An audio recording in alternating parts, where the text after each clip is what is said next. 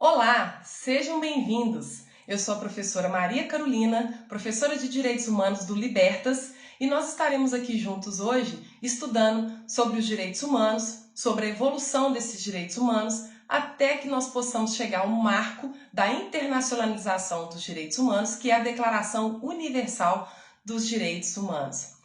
Pois bem, primeiro nós temos que falar sobre o conceito. O que são direitos humanos? O que é, direitos humanos? Muita gente acha hoje, por ser uma questão polêmica, que os direitos humanos estão vinculados a direitos somente de preso e de pessoas que estão à margem da sociedade.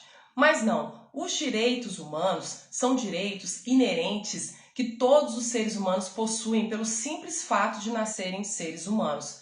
São direitos que nos garantem viver com dignidade, assegurando dessa forma direitos fundamentais como a vida, a segurança, a liberdade, o trabalho, em diversas esferas, tá? Tanto que nós vamos chegar com as nossas aulas, nós vamos falar sobre a questão das gerações dos direitos humanos.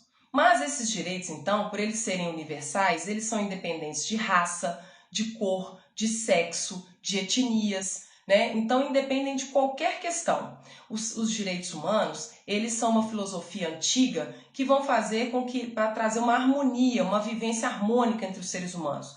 Mas os direitos humanos nem sempre foram como nós conhecemos hoje, né? Que inspirou aí diversos tratados, codificações, né? Declarações. Nós temos então que fazer um apanhado geral dessa historicidade dos direitos humanos para que nós possamos conhecer esse processo histórico, essa evolução dos direitos humanos. Para que nós possamos conhecer então essa evolução histórica, nós vamos aqui falar rapidamente de 3 marcos na humanidade. Então nós vamos falar da Era Antiga, da Idade Média e da Idade Moderna ou Contemporânea, tá bom? Para que a gente possa entender esse processo histórico de regulamentação dos direitos humanos.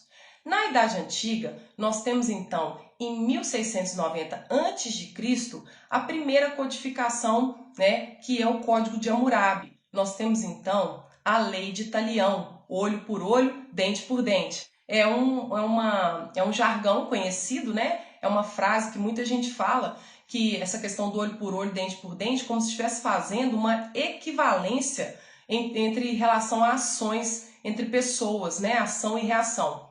Essa codificação, essa lei de Talião, ela não tem o tecnicismo que o direito penal tem hoje, mas é um primeiro parâmetro para a questão da lesão a bem jurídico. Então, aquele que lesionava um bem jurídico alheio, ele se tornava passivo de ter uma lesão idêntica, né, com relação à gravidade, ou até maior com relação à gravidade da lesão que ele tivesse cometido.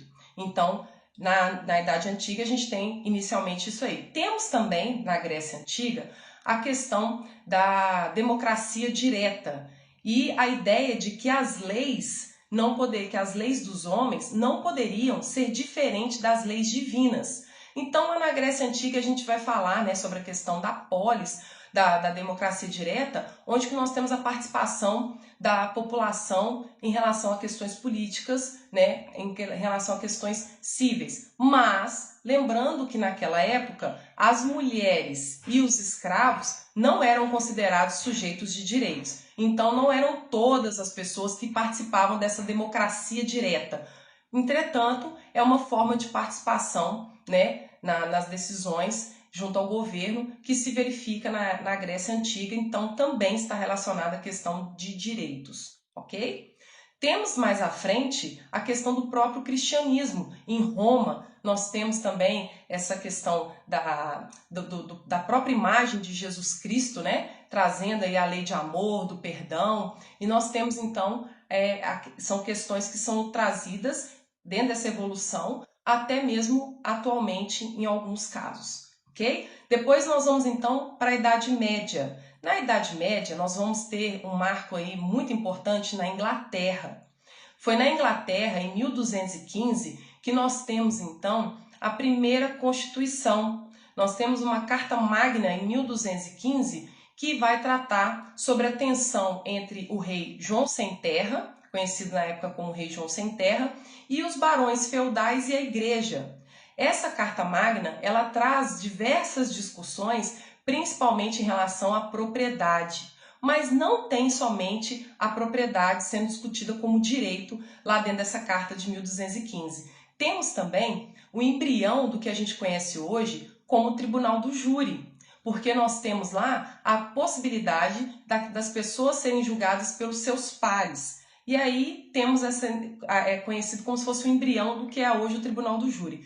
Temos também alguns princípios de processo penal que estão presentes lá. É lá na Carta Magna da Idade Média que a gente verifica essa questão do devido processo legal. Então, olha como que muita coisa que está lá atrás nos primórdios da humanidade foram evoluindo e a gente utiliza até hoje. Então, os direitos humanos, eles vão evoluindo, eles vão se complementando, né? Não é uma coisa que a gente abandona depois que vem uma evolução, digamos assim.